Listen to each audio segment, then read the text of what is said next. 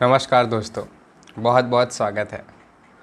आज हम बात करने जा रहे हैं गीता के तीसरे श्लोक का, पहले ही चैप्टर के तीसरे श्लोक को। अभी तक हमने जाना कि धृतराष्ट्र संजय से पूछते हैं कि युद्ध क्षेत्र में क्या हो रहा है। संजय बताते हैं कि दोनों सेनाएं आमने सामने खड़ी हुई हैं। दूसरे श्लोक में क्या होता है कि जो दुर्योधन है वो द्रोणाचार्य के पास कुछ क्वेश्चंस लेके जाता है and he wants to talk something. हम तीसरे श्लोक में पहुंचने से पहले उसमें क्या हुआ, उससे पहले हम दो कैरेक्टर्स को जानने की कोशिश करेंगे। उसके पीछे एक छोटी सी स्टोरी समझेंगे। द्रोणाचार्य और धृष्टद्युम्न, द्रोणाचार्य और धृष्टद्युम्न जो ये दो कैरेक्टर्स हैं इस तीसरे श्लोक में जो इम्पोर्टेंट है। आखिर द्रोणाचार्य कौन है और कहाँ से आए, क्या इसकी स्टोरी है। देखिए, द्रोणाचार्य जो हैं वो एक राजगुरु हैं उस कौरवों के उस किंगडम में। लेकिन द्रोणाचार्य का जो जन्म कैसे हुआ, this is also interesting story behind on that.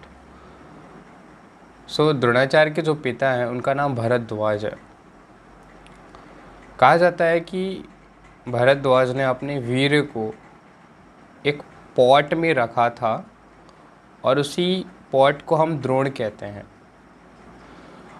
उसी से द्रोणाचार्य का जन्म हुआ, उसी में बच्चा बन गया। जो बच्चा बन गया वही द्रोणाचार्य है। तो जैसे जैसे द्रोणाचार्य बड़े हुए उसी प्रकार से विद्यादान का समय आया तो उन्होंने परशुराम से सारी विद्याएं ग्रहण की। धनुष बाण लड़ना, तलवारबाजी, सभी कुछ ऐसे आगे बढ़ती गई स्टोरी। और यह भी लिखा हुआ है कि द्रोणाचार्य इतने गरीब थे कि जो उनके पुत्र, जो भी बेटे थे, उनके दूध पीने तक के लिए नहीं हुआ करता था। अश्वत्थामा उनका पुत्र है। तो एक कहानी इसके बाद कनेक्ट होती है कि एक द्रुपद नाम के राजा थे। वो उनके यहाँ जाते हैं द्रोणाचार्य हेल्प के लिए कि हमारी हेल्प करिए, हम बहुत ज़्यादा पुअर है और हमारी थोड़ी हेल्प कीजिए। लेकिन द्रुपद जो होते वो उन्हें अपमानित कर देते हैं और बोलते हैं कि आई कांट हेल्प यू। ठीक है। उसके बाद द्रोणाचार्य इस किंगडम के वो राजगुरु बन जाते हैं कौरवों के। राजगुरु बनने के बाद अर्जुन को वो बहुत बड़ा योद्धा बना देते हैं, जिससे कि अर्जुन से कोई नहीं जीत सकता था। एक ऐसा समय था और वो द्रुपद से लड़ाई करवाते हैं और द्रुपद को अर्जुन हरा देता है। इसके बाद द्रुपद को बहुत ज़्यादा गुस्सा आता है और वो एक यज्ञ करता है। इस यज्ञ में उनके दो पुत्र होते हैं, एक पुत्र और एक पुत्री। उनमें से एक का नाम धृष्टद्युम्न और एक का नाम द्रौपदी होता है। ये धृष्टद्युम्न का जो जन्म हुआ था वो इसीलिए हुआ था जिससे कि वो द्रोणाचार्य को मार सके। जब युद्ध हो रहा था तब धृष्टद्युम्न सेनापति था पांडवों की तरफ से और सामने द्रोणाचार्य थे। तो ये पूरी कहानी द्रोणाचार्य और धृष्टद्युम्न के बीच की पूरी है, जो कि इस थर्ड श्लोक को समझने से पहले इसको समझना ज़रूरी था। कुछ ऐसे श्लोक मिलते हैं जिनसे पहले हमें कुछ स्टोरी समझ लेनी चाहिए जिससे कि हम उस कंटेक्स्ट को समझ पाए। धृष्टद्युम्न का जो मतलब है वो ये बताया गया स्पिरिचुअल मीनिंग में कि जो संकल्पित मन है, जो दृढ़ मन है, वही धृष्टद्युम्न है। जो अचल है, जो बिल्कुल कांस्टेंट है, जो ऐसा नहीं कि ये भी हो सकता है, ये भी हो सकता है, this kind thing can't be happen. तो धृष्टद्युम्न बहुत ही ज़्यादा दृढ़ है टू द पॉजिटिव थिंग, इसी कारण से वो पांडवों का सेनापति है। तो इस तीसरे श्लोक में होता है, इस तीसरे श्लोक को पहले समझते हैं आखिर क्या कह रहा है तीसरे श्लोक।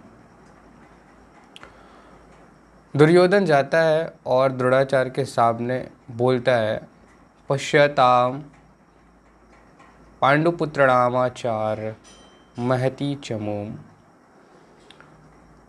द्रुपद पुत्रेण तव शिष्येण धीमता। तो यह बोल रहा है दुर्योधन की, आप देखिए ये आपके शिष्य है, आपका ही ये शिष्य है, और किस तरीके से एक व्यूढ़ाम संरचना बनाई है।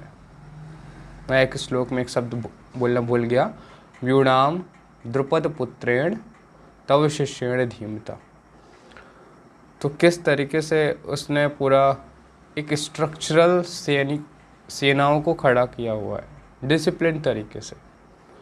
तो ये दुर्योधन जब देखता है तो वो द्रोणाचार्य के पास, अपने गुरु के पास जाता है और इस तरीके से क्वेश्चंस करता है। वो बिल्कुल सहम सा गया कि आखिर हम इस कॉन्क्योर को कैसे जीतेंगे, क्योंकि जिस तरीके से सेना सामने खड़ी हुई है ये बहुत ही ज़्यादा मुश्किल होने वाला है। और जो द्रोणाचार्य है वो तो कुछ ना कुछ द्वैत का काम करेगा ही करेगा, कुछ ऐसा जोशवर्धक बोलेगा जो उसे अच्छा लग रहा है। दुर्योधन को यही बात अच्छी लग रही है। द्रोणाचार्य एक ऐसे स्थिति में हो चुके हैं जो हमें देखना चाहिए कहीं हम उस स्थिति में तो नहीं है।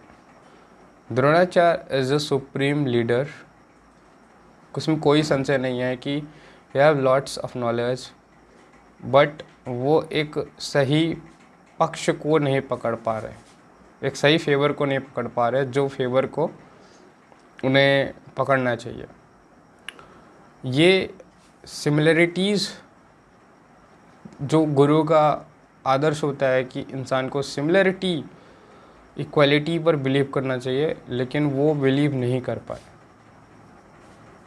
क्योंकि यहाँ पे एक ऐसे का साथ देना ज़रूरी था जो सही है। लेकिन सही उन्हें पता है कि अर्जुन पांडव सही है, लेकिन वो उनका पक्ष नहीं कर पाए क्योंकि वो उतने बहुत समय से वो उन्हीं का खाना दाना पानी खा रहे थे, वो माया के अंतर्गत आ चुके हैं। मतलब जैसे आप उदाहरण के लिए बताया जाए, आप किसी एक इंसान के साथ बहुत लंबे समय तक रहो और वो गलत कर रहा होता है तो हम उसको कुछ गलत नहीं कह पाते, और कहीं हमारा जो सामने जो है वो हम उनके साथ नहीं रहे हैं, जिससे कारण से वो लॉन्ग डिस्टेंस आ चुका है और हम उनसे लड़ जाते हैं, लेकिन हम उससे नहीं लड़ पा रहे जिसके साथ हम लंबे समय से रह रहे हैं। This is thing of illusion.